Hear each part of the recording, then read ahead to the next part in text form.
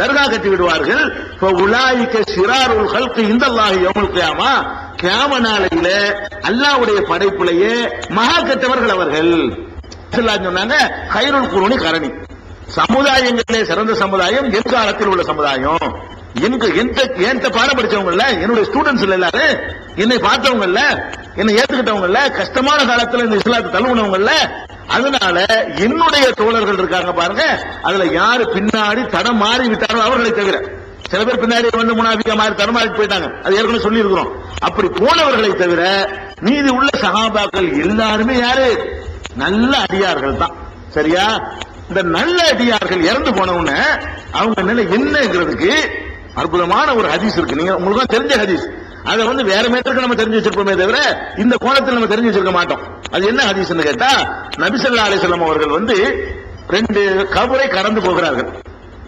போய்கிட்டு இருக்கிறாங்க, போற வழியில 2 கபர் இருக்கிறது. 2 கபர்ல அப்படி வாசனை வருது. மர்ர நபி ஸல்லல்லாஹு அலைஹி வஸல்லம் கபரைனி, 2 சமாதிகளை நபி ஸல்லல்லாஹு அலைஹி வஸல்லம் கடந்து போனார்கள். கடந்து போகும்போது சொன்னார்கள், இன்னஹுமா லயு அஸபானி, உள்ள இருக்கிற 2 பேரும் இப்ப அதாபு செய்யப்பட்டுக் கொண்டிருக்கிறார்கள். உள்ள இருக்கிற 2 பேரும் இப்ப வேதனை செய்யப்படுகிறார்கள். கபூர்ல இருக்கிற 2 பேருமே இப்ப வேதனை செய்யப்பட்டுக் கொண்டிருக்கிறார்கள் சொல்றாங்க. சரி, வேதனை செய்யப்படுறாங்களா? இது யாருடைய கபரா இருக்கும்? அந்த காலத்துக்கு காபீர்கள் அந்த மாதிரி உள்ளதா இருக்குமான்னு கேட்டா இல்ல. ஏன் இல்லங்கிற கேட்டா, நபி ஸல்லல்லாஹு அலைஹி வஸல்லம் வேதனைக்கு காரணம் சொல்றாங்க. வமாயு அஸபானி ஃபீ கபீர், பெரிய பெரிய தப்பு செஞ்சதுக்கு அவங்க தண்டிக்கப்படல, உள்ள வேலை செய்யப்பட்டுக் கொண்டிருக்கிறார்கள். அவங்க என்ன செய்யல? பெரிய பெரிய தப்பு செய்வதற்காக தண்டிக்கப்படவில்லை. என்ன தப்புனா சின்ன தப்பு, 2 தப்பு செஞ்சுட்டாங்க அவங்க. 2 சின்ன தப்பு செஞ்சதுக்காகத்தான் அந்த அதாபு நடந்து கொண்டிருக்குது. இறை தூதருக்கு எல்லாம் காட்டி கொடுக்கலாம், நமக்கு தெரியாது என்ன மாதிரி வேலை நடக்குன்னு சொல்லி. அல்லாஹ்வுடைய தூதருக்கு அல்லாஹ் என்ன செய்வான்? பல விஷயங்களை காட்டுவான். சொர்க்கம் நரகத்தை காட்டின மாதிரி அவங்களும் காட்டுவான். சொல்ற நம்ம நம்பணும். அப்போ வமாயு அஸபானி ஃபீ கபீரின், பெரிய விஷயத்துக்கு அவங்க தண்டிக்கப்படவில்லை. அப்ப சின்ன விஷயத்துக்கு ஆயிடுது. கபீர்னா பெரிய விஷயம். அது என்ன 2 சின்ன விஷயம்? அம்மா அகதுகுமா, இந்த 2ல ஒரு ஆள் இருக்காருல்ல, அவரு அது 2 பேர் 2 தப்பு செய்யல, இவர் ஒரு தப்பு அவர் ஒரு தப்பு செய்யறாரு. ஒவ்வொருவரும் செஞ்சு ஒரு தப்பு. அப்படி பாத்தீங்கன்னா 2 பேரும் தண்டிக்கப்படுறாங்க. 2 பேரும் செஞ்ச தப்பு என்னன்னு கேட்டீங்கன்னா, அம்மா அகதுகுமா, அதுல ஒரு ஆள் இருக்காரு. காணலா எஸ்தத்திலும் மினல் பவுலி, சிறுநீர் கழிக்கும் பொழுது மறைவா கழிக்க மாட்டாரு. சிறுநீர்களுக்கு தெரியுற மாதிரி கழிப்பாரு, மறைஞ்சுதான் கழிப்பாரு, எல்லாம் பார்த்து சிறுநீர்களுக்கு தான் தெரியும். அந்த மாதிரி மறைவாக கழிக்க மாட்டாரு. அது அவர் செஞ்ச மிஸ்டேக். அம்மல் ஆகரு, இன்னொருத்தர் வேதனை செய்யப்படுறாரு இந்த 2ல ஒரு ஆளு, அவர் என்ன பண்ணுவாருன்னு கேட்டா, காண எம்சி பின் நமீமத்தி, கோல் சொல்லிட்டு இருக்கிற ஒரு வேலை. இவர் கோல் சொல்லுவார் ரொம்ப. இவர் சிறுநீர் கழிக்கும் போது வந்து மறைவா கழிக்க மாட்டாரு, மற்றபடி பெரிய தப்புலாம் செய்யலாங்கிற. அப்ப என்ன வழங்குது? இவங்க சஹாபாக்கள் வழங்குது. இந்த இந்த இந்த சர்டிபிகேட்ல என்ன வழங்குதுன்னு கேட்டா, சிறுக்கு வச்சவங்க இல்ல, பயங்கரமான குற்றம் செஞ்சவங்க இல்ல. அப்படின்னா என்ன வழங்குறாங்க? அவங்க சஹாபாக்கள் ரசூல் ஸல்லல்லாஹு அலைஹி வஸல்லம் அவர்களுடைய தோழர்களாக இருந்து இந்த 2 தப்பு செய்து விட்டு அவங்க மரணிச்சிருக்கிறாங்க. இந்த 2 ரொம்ப மைனரான தப்பு. அந்த சஹாபாக்களா இருந்தால் கூட வேதனை செய்யப்படுறாங்களே, சின்ன ஒரு தப்புக்காக கூட சஹாபாக்கள் இவங்களோட உயர்ந்தவர்கள். இந்த சஹாபி கூட எல்லாரும் விட உயர்ந்தவர் தான். எந்த சஹாபி? இந்த சிறுநீர் கழிக்கும் போது செஞ்ச தப்பு செஞ்சவரும், போல் சொல்லிட்டு இருந்த சஹாபியும், இன்னைக்கு நீங்கள் மதிக்கிற அப்துல் காதர் ஜிலானியை விட பெரிய ஆள் ஒருத்தர் இருந்தா கூட அவரை விட இவர் பெரிய ஆள் தான். யாரு? ஏன்னா ஒரு சஹாபி ஆயிட்டார்ல, ரசூல் ஸல்லல்லாஹு அலைஹி வஸல்லம் பார்த்து அந்த நேரடியா பார்த்தவராச்சல்ல, இவர்கிட்ட உள்ள இந்த 2 மிஸ்டேக் இருந்தா கூட இவங்க பெரிய அந்தஸ்துல உள்ளவங்க. அந்த சஹாபாக்கள் கூட உள்ளக போன உடனே நீங்க சஹாபி, நீங்க பாட்டுக்கு போய் தூங்குங்க, அந்த கணக்கு எடுத்து எல்லாம் தண்டிக்கிற கண்டிச்சு தான் இருக்கிறான். இந்த சஹாபி கதையை அதுன்னு சொன்னா மற்ற ஆளுக்கு என்ன ஒரு தப்பு செய்யாம இருந்தாங்களா? மகான்னு சொல்றாங்களா? ஒரு பெர்சன் மிஸ்டேக்கே இருக்காது, மனுஷன தப்பு செய்ய மாட்டானா? அப்ப எப்படி நீங்க அவங்க உங்களுக்கு உதவுவாங்க நீங்க நினைக்கிறீங்க? இறந்து போன பிறகு அவங்களே தண்டிக்கப்படுறாங்க. அப்பதான் ரசூல் ஸல்லல்லாஹு அலைஹி வஸல்லம் செய்வாங்கன்னு கேட்டா, ஒரு பேரிச்சை மட்டை எடுத்து சொல்லி, ஈரமான ஒரு பேரிச்சை மட்டை எடுத்துட்டு வாங்கன்னு சொல்லி அதை 2ஆ பொளந்து இந்த கபூர்ல ஒண்ணு அந்த கபூர்ல ஒண்ணு துண்டை நட்டி அவங்க சொன்னாங்க, இது காய்ந்து போற வரைக்கும் என்னுடைய துவாவின் காரணத்தினால, அந்த அந்த என்னுடைய துவாவின் காரணத்தினால் என்ற வார்த்தை முஸ்லிம்ல வருது, புகார்ல வரும்போது வரல. இது காயும் வரை அல்லாஹ் என்ன செய்யக்கூடும்? வேதனையை வந்து லேசாக்க கூடும் என்று புகாரில் இருக்கிறது. முஸ்லிம்ல வரக்கூடிய ஹதீஸ்ல என்ன வரும்னா, எனது துவாவினால் அல்லாஹ்ட்ட இறைத்தூதர் பார்த்துட்டாங்க, வேதனை செய்யப்பட அறிவிச்சாச்சு, அவர்கள் ஏதோ துவா செய்யணும், யா அல்லாஹ் வேதனையை அடியோடு நிப்பாட்டி என்று கேட்க எனக்கு அதிகாரம் இல்ல, நான் பார்த்துட்டேன், இது நட்டி வைக்கணும்ல, இது காயிற வரைக்கும் ஒரு எவ்வளவு நேரத்துல காய் அந்த பாலைவனத்து வெயில்ல அது ரெண்டா வேற பொழந்து விட்டாங்க, முளைக்காது. முளைக்கிற மாதிரி நட்டி வைக்கல, முளைச்சு தண்ணி ஊத்துற மாதிரிலாம் நட்டி வைக்கல. ஒரு பேரிச்ச மட்டையே முதல் முளைக்காது, அது ரெண்டா பொழந்தீங்கன்னு வைங்க இன்னும் அறவே முளைக்காது.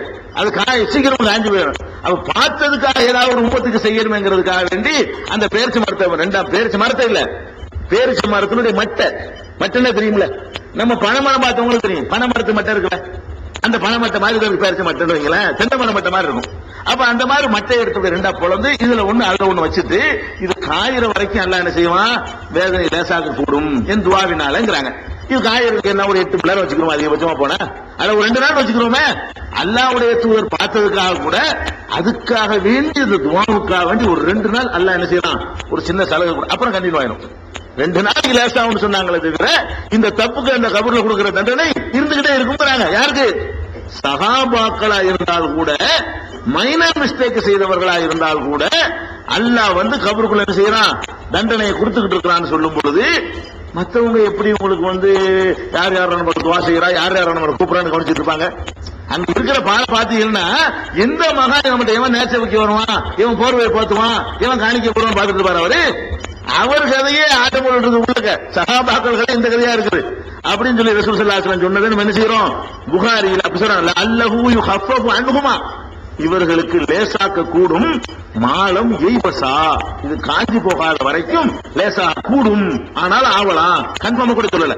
இது புகாரில 218, 216, 1361, 1378, 6052, 6055 ஆகிய எண்களை கொண்ட ஹதீஸாக இடம்பெற்றிருக்கிறத பார்க்கிறோம். அதனால நல்லடியார் மகான் இந்த பேச்சை விட்டுருங்க, அதெல்லாம் நல்லடியார் வந்து மறுமையில் அல்ல பரிசு கொடுப்பானே தவிர நம்ம கும்பிடுறதுக்கு உள்ளது இல்ல. அவர் நல்லவராக இருந்துட்டு போறாரு, நல்லவராக இருந்தா கூடி கூட கொடுப்பான்ல, யாருக்கு நல்லவராக இருந்தாலும் அவன்கிட்ட பரிசு அதிகமா வாங்கிக்கிறார், அவ்வளவுதானே தவிர நம்ம போய் ஒருவர் நல்லவராக இருந்தாருக்காக வேண்டி அவரை போய் கும்பிடுறது என்பதும், அவரை போய் வழிபடுறது என்பதும், அவர்கிட்ட கேட்கிறது என்பதும், அவர்கிட்ட பிரார்த்திக்கிறது என்பதும், காணிக்க போடுறது என்பதும், அல்லாட்ட வாங்கித்தாங்கன்னு சொல்வதும், அவரே தனக்கு வாங்கிக் கொள்வாரான்னு சந்தேகமா இருக்கும் பொழுது அல்லாட்ட நீங்க வாங்கித்தாங்கன்னு சொல்வதெல்லாம் அது தூம சிரமம் ஓவர், அப்படி செய்யக்கூடாது என்பதற்காக வேண்டி அல்லாஹ் இதெல்லாம் நமக்கு எச்சரிக்கை பண்றாங்கிறத பாக்குறோம். அதே மாதிரி இன்னொரு அடிப்படை நம்ம வழங்கணும், ஒரு மனுஷன் மூத்தா போயிட்டான்னா உசுரோட இருக்கும்போதே கேட்கக்கூடாது. விஷயம் ரசூல் ஸல்லல்லாஹு அலைஹி வஸல்லம் உயிரோட இருக்கும்போது யாரும் கேட்டதில்லை, மரணிக்கிறது கண்ணால பாத்தீரா இல்லையா? நீங்க என்ன கொஞ்சம் அடக்கம் பண்ணி உசுரோட இருந்தா அடக்குனீங்க, உசுரோட இருக்கிற போய் அடக்கலாமா?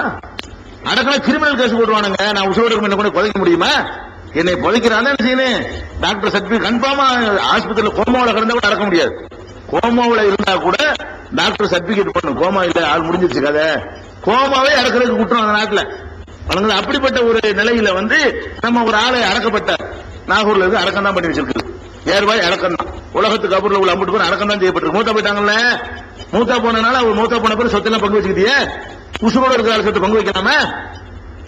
அவங்க மூத்தவள உசுரோடு இருக்காங்க, உயிரோட ஒரு ஆள் இருந்தா அவர் சொத்தை அர்த்தா பங்கு போட்டுக்க முடியுமா? அந்த சொத்தை பாதுகாத்துல வைக்கணும், எங்க அவர் வச்சு சொத்துலாம் எங்க இப்ப திருட்டாங்க போயிடும். அப்ப மூத்தா போன நீங்க ஒத்துக்கிட்டீங்களா? மூத்தா போனதுனால தானே அவர் சொத்தை பங்கு போட்டுக்கிட்டீங்க. அவர் பொண்டாட்டி இளம் பொண்டாட்டியா இருந்தா வேற கல்யாணம் பண்ணிப்பாங்களா? அந்த பொம்பளை மூத்தா பொண்ணு தான் கல்யாணம் பண்ண முடியும், உசுரோட இருந்தா கல்யாணம் பண்ண முடியுமா? அப்ப மூத்தா போனதுனால தான் செய்யறாங்க, அவர் இறந்து போனா பொண்டாட்டி வேற கல்யாணம் பண்ணிக்கலாம், அவர் சொத்துக்களை பங்கு வச்சுட்டு போயிடலாம், அடக்கம் பண்ணி போடுறோம். நல்லா தெரியுது மௌத்துங்கிறது, உயிரோட இருந்தாலே கேட்கக்கூடாதுங்க. நல்லா தெரிஞ்சு மௌத்தாயிட்டாங்க இறந்துட்டாங்கன்னு தெரியும் போது இறந்தவரை கூப்பிடுறது இருக்க எல்லாம் கேவலமா நினைக்கிறாங்க. முஸ்லீம் அல்லாத மக்கள் எல்லாம் பார்த்துட்டு என்ன உசுரோட இருந்து கூப்பிட்டாலாச்சும் ஒரு அர்த்தம் இருக்குது, நாங்களாச்சும் உசுரோட இருக்கிறோம், அவங்க இவங்க விழுந்துட்டு இருக்கிறோம், கண்ணால பாக்குறோம், ஏதோ பதிலாக சொல்றோம், பேசலாம், திங்கிறான்.